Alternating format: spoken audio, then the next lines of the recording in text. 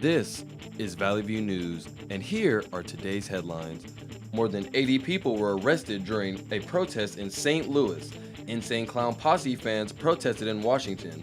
Gas prices are through the roof after Hurricanes Irma and Harvey. Hi, welcome to Valley View News. I'm Amber Partida. And I'm Dahlia Perez. More than 80 people were arrested during the protest of the acquittal of ex-police officer Jason Stockley in St. Louis. Stockley was found not guilty in the killing of Anthony Lamar Smith. The incident occurred back in December of 2011. Protesters attacked law enforcement by throwing chemicals and rocks at them. They also broke windows and flipped over trash cans. Protests erupted Friday in downtown St. Louis after the acquittal of Stockley was announced. Protesters say they want to achieve one goal, and that is to end the killings of black citizens. On the other hand, police say they are in control and will protect the city. Fans of the band Insane Clown Posse, who are known as Juggalos, rallied in Washington, D.C. last Saturday. They protested because of the FBI classified them as gang members. So-called Juggalos claim they've been profiled by law enforcement, discharged from the military, and fired from their jobs for being fans of the band. They said their focus is on community and family, and the gang designation isn't what their culture stands for. The band sued the FBI over the classification in 2014. The suit says the Juggalos are a family of people who bond over music. Due to the aftermath of Hurricane Harvey and Irma, California gas prices have increased this past week. Valley View News reporter Chris Escobar has more. The California gas price was raised 5 cents due to the two powerful hurricanes hitting the southern states.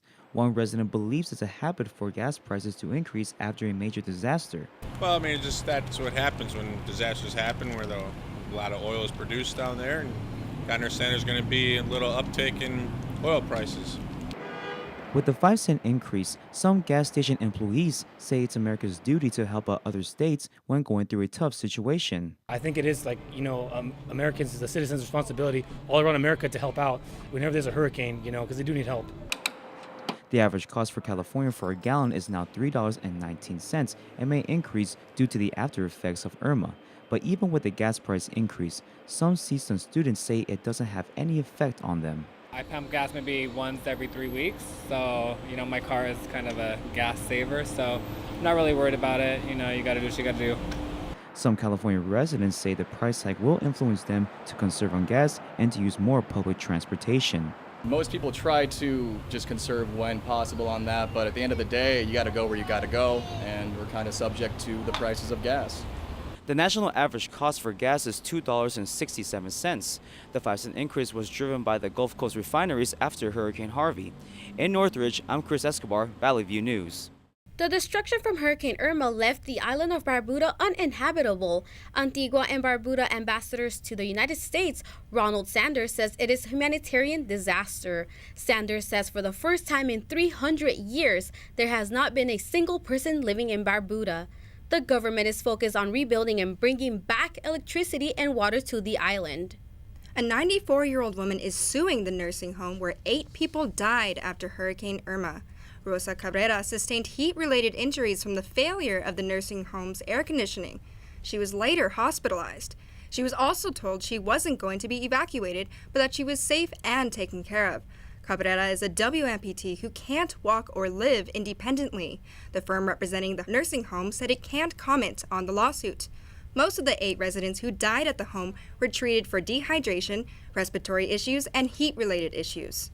4 Boston College students were attacked at a train station in France. 2 were sent to the hospital and 2 were in shock. All victims were women identified themselves as juniors. Some of the ladies were in Paris studying abroad and one was studying at a business school in Denmark. The attacker was identified as a 41-year-old mentally unstable woman and was quickly arrested. Authorities have no information if the attack was terror-related. Facebook is still discovering whether pro-Kremlin groups bought ads to influence American politics. The unidentified ads may still exist on the social media network. The ads are through the company's self-service tool. It allows buyers to purchase and target ads. Once people hit the like button, ad buyers take the opportunity to target them and their friends. Facebook is continuing their investigation while working with federal authorities. Now to our newest segment in the show where we will keep track of the latest in social media. Shelby Charlene will be your social media maven. Shelby, what do you have for us today? Apple introduced 3 new iPhones last week. The 8, the 8 Plus, and the iPhone 10 in honor of the 10th anniversary since the original iPhone. All of them have some never-before-seen features. The biggest update, exclusive to the iPhone 10, is the facial recognition technology. They say it's a more convenient security feature, but many tech experts say the feature could compromise the security of your phone.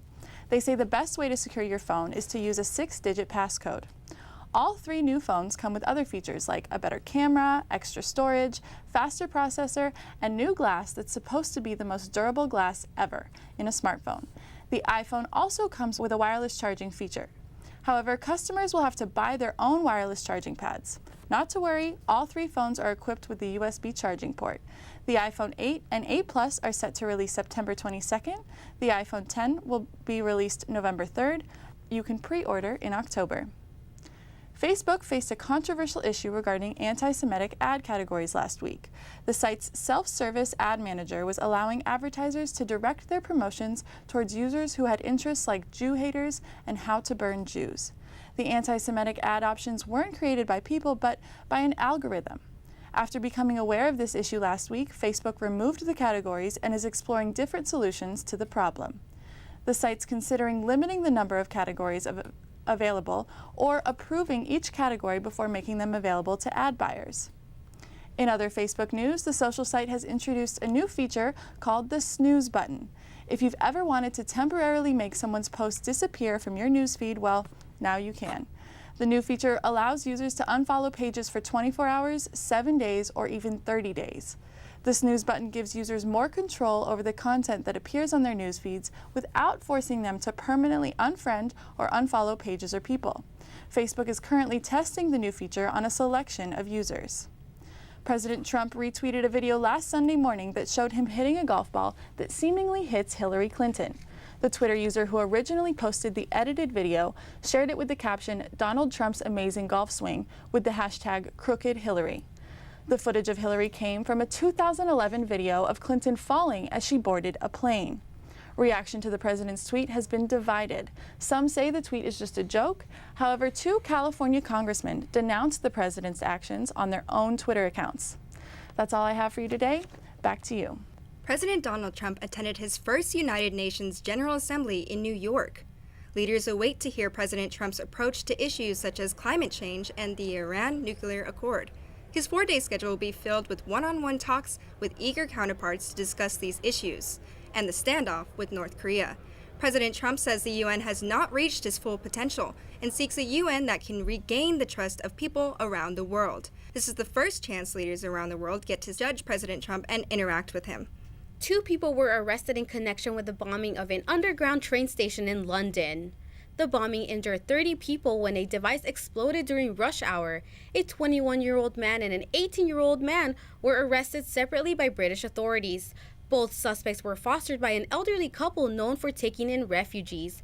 This is the 5th terror attack in the United Kingdom this year. The UK lowered the threat level from critical to severe. After the break, updates on the death of Chicago teen Kanika Jenkins and a new bill involving sex offenders. Did you make the transfer to Hong Kong for the Emerson project? I was just about to, but did you see the boss's email? It doesn't look right. It looked fine to me. I don't remember him mentioning the Emerson project at our last meeting. The bank in Hong Kong closes in 15 minutes. Make the transfer. Yes, sir. It's on the way. Mr. Jacobs, just transferred the money for the Emerson project. What Emerson project? Don't be that guy. Trust but verify.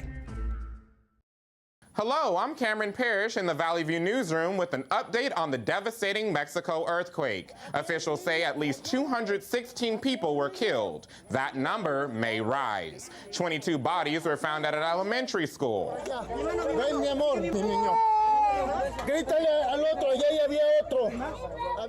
At one point, at least 30 children were reported missing. The quake was a magnitude 7.1. The epicenter was near the city of Puebla in Puebla State. 7 days earlier, Mexico was hit with an 8.1 earthquake.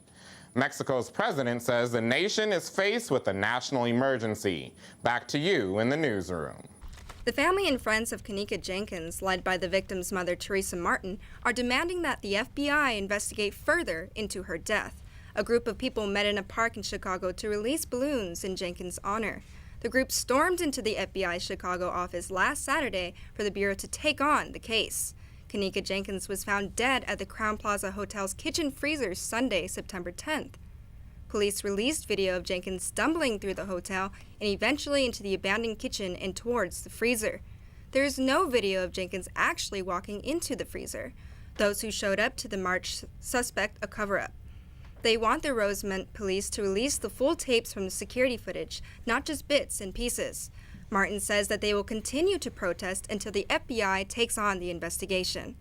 Governor Jerry Brown plans to sign a bill that doesn't require sex offenders to be permanently listed on the public registry. Lawmakers debated legislation before finally approving it. Los Angeles County District Attorney Jackie Lacey pushed for the change. She says the public registry is too big at 105,000 people. The registry needs to be smaller so law enforcement can solve sex offender crimes faster. The assembly vote was 42-22 with the most Republican voting against it. In 2021, offenders who committed nonviolent crimes or aren't expected to reoffend will only be on the list for 10 to 20 years. An ongoing outbreak of hepatitis A killed 16 people and hospitalized 292 others in San Diego County. Since November 2016, 421 people have been infected. Over 60% of those infected are homeless. A local public health emergency was issued on September 1st. Public health officials in San Diego installed hand wash stations where homeless residents gather. They also placed flyers in public areas to help spread awareness. California is officially a sanctuary state. The legislation by Kevin De Leon passed on a 27-11 vote in California's Senate. The bill aimed to limit state and local law enforcement communication with federal immigration authorities and prevent officers from questioning and holding people on immigration violations. Governor Brown and De Leon firmly negotiated until they agreed to a compromise at 2 in the morning. De Leon says the measure protects the hardworking people that contribute to society and shows what the state of California is all about. Many people in need of interpreters at LA courts are not getting the help they need. Valley View News reporter Jose Duran has more. California courthouses continue to face a shortage of interpreters. This is a problem for millions of Californians who don't feel comfortable communicating in English. Zoila Hernandez, who came to LA from Mexico 16 years ago, says this makes people afraid to go to court. I know people who have been unable to get interpreters, she says. They don't go to court because they're scared, they can't speak English, and they can't get help. More than 200 languages are spoken in California. Having qualified interpreters for all of them is a challenge for the state's court system, which is believed to be the largest in the country. However, Danny Chen says having access to interpreters is necessary. The last thing I would want is for my parents to be up there, being accused of something and not being able to give them the opportunity to have a fair trial due to the lack of understanding. California has invested more than $7 million during the past year to increase the number of qualified court interpreters. The specific language needs vary by location, but in LA, interpreters are needed in Spanish, Korean, and numerous other languages, including American Sign. Colleges should offer programs in all the languages that are spoken in the country, she says. This is a big country and communities have people from all over. Because federal authorities and court officials have worked together to bring more interpreters to LA, it is now the best court system in the state. However, many community members say more needs to be done. In LA, for Valley View News, I'm Jose Duran. Now to Star Harvey with the latest in entertainment news. Hi, Star. Hi, Dahlia. Last Sunday, the 69th Annual Emmy Awards put diversity on full display. Female-focused shows were some of the night's biggest winners.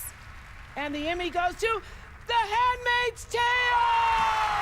The Handmaid's Tale, directed by Reed Moreno, won 8 Emmys. It also made history. The show took the award for Outstanding Drama Series. That's the first time the streaming service Hulu won the Best Series. The HBO series Big Little Lies was another big winner, bringing in 8 Emmys. Part of the cast features Nicole Kidman, Laura Dern, and Reese Witherspoon. Their biggest award was for Outstanding Limited Series. Some of the other winners who made history include Lena Waithe. The actress is the first Black woman to receive a nomination and win for Best Writing for a Comedy Series. Waithe co-wrote and starred alongside actor Aziz Ansari in the Netflix series Master of None. The two received a standing ovation after Waithe gave a shout-out to her LGBTQIA family in her acceptance speech. Donald Glover took home 2 awards, also making history. His show, Atlanta, won for Outstanding Directing of a Series Comedy. Glover is the first Black director to win. Glover also took home the trophy for lead actor in a comedy series. Actress Selena Gomez revealed on Instagram last week that she had a kidney transplant. She got the kidney transplant from fellow actress and friend Francia Raisa. Gomez posted a photo showing the two of them holding hands across their hospital beds. Raisa is best known for her TV series, The Secret Life of the American Teenager. Gomez said Raisa gave her the ultimate gift by donating her kidney. 2 years ago, the star said that she had the autoimmune disease lupus. Gomez says she'll soon share more about the transplant with her fans. The controversy about ESPN and host Jemele Hill and her comments about President Trump continue. Hill tweeted last week that Trump is, quote, a white supremacist who largely surrounded himself with other white supremacists. Trump responded to Hill's tweet, demanding an apology. White House Press Secretary Sarah Huckabee Sanders spoke about the tweets. I think the point is that ESPN has been hypocritical. They should hold anchors to a fair and consistent standard. ESPN suspended a longtime anchor, Linda Cohn, not too long ago for expressing a political viewpoint. The network's public editor has said that there is a perception that ESPN has become political and that has harmed the network. This is clearly a political statement. They should be consistent in whatever guidelines that they have set themselves in that front. Some labor lawyers say ESPN can't legally fire Hill. Hill later apologized for her tweet. She said she put ESPN in an unfair light. She stands by her comments, and the president, she refuses to apologize to him. The network says Hill's comments do not represent the position of ESPN. Cardi B's first charting single, Bodak Yellow, is number 2 on the Billboard Top 100. Bodak Yellow only took 6 weeks to reach that point. Cardi B's single could possibly bump Taylor Swift out of the number 1 spot. Swift's single, Look What You Made Me Do, has been number 1 for 3 weeks. If Bodak Yellow takes the number 1 spot, she would be the first female rapper since Lauryn Hill to hit the number 1 without a feature. That's it for entertainment news. Now back to you. Trump made a comment about Korean dictator Kim Jong-un. And a fire broke out in a Malaysian school. More details after the break. You made this vacation happen, cleverly merging promotions, double points with every purchase, and cross-referencing travel sites. Aloha! If you can ace your vacation, you can do it for retirement. Get on track with tips at aceyourretirement.org. President Donald Trump has a new name for North Korean President Kim Jong-un. Trump posted a tweet naming Kim Rocket Man. Kim conducted 6 nuclear bomb tests and several intercontinental missile launches. If the United States has to defend itself or defend its allies in any way, North Korea will be destroyed. And we all know that, and none of us want that. Trump threatened Kim about his pursuit of a nuclear arsenal in violation of international rule. The UN Security Council imposed more sanctions earlier this month, including cutting off petroleum supplies. Trump tried to get allies to pressure Kim into ending his pursuit of a nuclear weapon. 7 people have been arrested in a connection to a fire at a school in Malaysia. The fire killed 21 students and 2 adults. Kuala Lumpur's police chief says the suspects are school dropouts. All of the suspects are between the ages of 11 and 18. According to the Deputy Inspector General of Police, the school's license was under review and should have been closed. Officials say the investigation of the cause of the fire is ongoing. Marijuana will soon be legal in California, but State Assemblyman Rudy Salas introduced a bill to stop the selling of the cannabis candies. Lawmakers say that edible candy can be mistaken for real candy, which is a hazard for children. Edibles are very popular amongst medical marijuana users and are used as medication. As dispensary owners says, a better solution would be to make child-proof packaging. The bill passed last Thursday and has been sent to Governor Jerry Brown. With the legalization of marijuana in California around the corner, lawmakers proposed that growers and sellers would be able to do business together. The new change would allow licensed medical marijuana sellers to also grow and sell medicinal cannabis. The measure will allow medical cannabis vendors to sell to non-medical patients. Lawmakers say the changes will allow the marijuana vendors to be more convenient for cannabis consumers. Organizations in LA are doing their part to keep former inmates from returning to prison. Valley View News reporter Lauren Turner-Dunn has more. More than 2.3 million people in the U.S. are in jail or prison. The Anti-Recidivism Coalition in LA is a support network for formerly incarcerated men and women. Adrian Vasquez is a job developer intake specialist at the ARC. He understands the lack of resources and wants inmates to pursue higher education. While incarcerated, I personally took correspondence courses from coastline communities. What I like to see with them inside is continue that pathway, taking trades and rehabilitative programs. The U.S. Sentencing Commission found nearly half of former inmates go back to jail for another offense or for a violation of their parole. Husband and father Larry Butler started his own business. After serving 9 years, he says inmates need to be prepared for re-entry. Just like they were so quick to throw us in there, they should have been quick to prepare us mentally for the streets. Homeboy Industries in LA gives gang-involved men and women free services. Member Ruth Butler plans on becoming an OBGYN. For her, Homeboy Industries is a place to ask for help. We have assistance with counselors, case management. Sometimes you just need to relax your mind and express how you feel, and they give you that, you're able to come and talk. Homeboy Industries offers tours, and Carlos Caballeros is comfortable guiding visitors. He questions where he would be without Homeboy Industries. Would I still be out, selling drugs as I used to? Would I end up in prison, or even worse, would I end up dead? Homeboy Industries and the Anti-Recidivism Coalition help those who are ready by providing tattoo removal services, general education classes, and jobs. In Los Angeles, this is Lauren Turner-Dunn. Now to Maybelline Kapaloo in the newsroom with student reactions on the Clay Travis story. Fox Radio host Clay Travis says he believes in the First Amendment and boobs. Last week on CNN, this outraged show host Brooke Baldwin, who then kicked him off air. He was invited to discuss if ESPN acted appropriately in regards to Jemele Hill. Travis received backlash and support on social media after the live show. Students at CSUN shared their opinions on the issue. No, I don't. I don't feel like anyone should lose their job based on what they say or what they do. Everyone's entitled to have an opinion. I kind of think it's inappropriate for on-air stuff, but at the same time, CNN's asking people different beliefs. The First Amendment protects you from the government, but not from employers. Political science professor Nicholas Dungy talks about how the media is a private industry. In private industry, there is no constitutional protection to free speech. In other words, the First Amendment does not protect you from losing your job. Travis said he will make t-shirts quoting, "I love the First Amendment and boobs," and the proceeds will go to breast cancer awareness. Back to you in the studio. Now to our sportsman, Daniel Martindale. What do you have today? Hey, thanks, Amber. And boy, was it a rough weekend for LA sports. Let's get right to it. Well, our football team sure put the L in LA on Sunday. For the first time in more than 20 years, we had two NFL teams in action at the exact same time, and they both didn't fare so well. The Chargers played a home game in Los Angeles for the first time since 1960. They officially returned home by kicking off at a soccer stadium.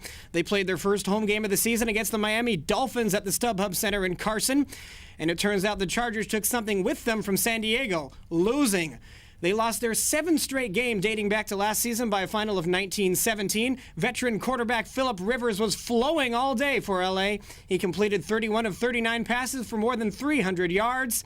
His one touchdown pass was to tight end Antonio Gates, and that catch allowed him to pass through the gates of football immortality. His 112th career touchdown catch broke the record for most touchdown catches by a tight end ever. Dolphins kicker Cody Parkey gave his team a late-game lead with a 54-yard field goal, but the Chargers drove all the way back with only a minute left. They put themselves in position for a game-winning kick. Kicker Younghoe Koo had a shot at redemption after missing a game-tying kick last week in Denver, and this time around, He missed again. The Chargers and Koo are now 0-2. And another last-second letdown for the Bolts is anything but a surprise. The Chargers have lost their last 11 one-possession games. They're home to the Chiefs on Sunday. The Rams also lost the tight game to Washington. Back to the Dolphins now in a bizarre story that unfolded before the game even began. One of Miami's top linebackers went MIA. Lawrence Timmons was nowhere to be found before yesterday's game. He eventually turned up but missed his first ever start in 10 pro seasons. Head coach Adam Gase refused to comment on the situation, but he says the absence is not life-threatening or criminal-related. Teammates say he seemed fine all week until he disappeared from the team hotel on Saturday night. The team even filed a missing persons report. The Dolphins, of course, had spent the last 10 days practicing down the road in Oxnard because of Hurricane Irma. Well, the son of former Penn State football coach Jerry Sandusky has pleaded guilty to child sex abuse. 41-year-old Jeffrey Sandusky admitted to all 14 counts against him. This happened in a Pennsylvania courtroom last Friday. Sandusky is charged with soliciting sex from a minor and soliciting child pornography. The counts stem from text messages to 2 girls. Sandusky is now a Tier 3 sex offender and could serve up to 8 years in state prison. Well, USC had more than 84,000 on hand for last Saturday's thriller against Texas. That crowd heavily outdrew the attendance of both of LA's new pro football teams. Well, student athletes at universities across LA are expected to excel in competition and in the classroom. Valley View News reporter Malcolm Finney has that story. Malcolm? Lasana Viltz was one of the top high school prospects in track and field in 2014. While at Long Beach Millikan High School, he was one of the top high school hurdlers in the nation and had a 3.9 GPA. That led to Viltz being recruited by UCLA. Viltz says grades was a big part of his recruitment. First, they ask you for your transcript, and they ask you SAT scores, and if not SAT, then ACT or both if you have them. And they want to make sure that you have something above a 3.0 for sure. NCAA athletes have a standard to uphold. Athletes often have more classes than regular students. They are also held to a higher academic grade point average than other students. CSUN's Tiana Jones talks about relationships between student athletes and counselors. Our job is to make sure that the student athletes are meeting what's called progress towards degree. So they're benchmarks that are set by the NCAA in order for the student athletes to be eligible from one semester to the next and from 1 year to the next, and that actually starts prior to them coming. CSUN women's basketball player Serafina Malupe has been on the team for 3 years. She says that the counselors at CSUN have gone beyond her expectations and have been very helpful with her academic process. You know, whenever I need anything, they're always there to help me and always willing to help, so yes, I am very satisfied. From university to university, a better future for the athletes is the goal. Athletes are expected to hit the classroom as they would their sport. In Northridge, I'm Malcolm Finney. All right, thank you, Malcolm. That's all we have for sports this week. Back to you guys. Crayola has a new color. Beautiful is replacing the dandelion color in its 24-pack box. It is Crayola's 19th blue color and won 40% of the vote in an online contest. Critics on Twitter say Beautiful is teaching kids a non-word and color name. One user says the name is playing part in the dumbing down of America. Other users came to the defense of the name, calling it creative. One user said it allows kids to discuss language use in creating brands and products. We know you have many options for news, so thank you for watching. For Valley View News, I'm Dahlia Perez. And I'm Amber Partita. See you next time.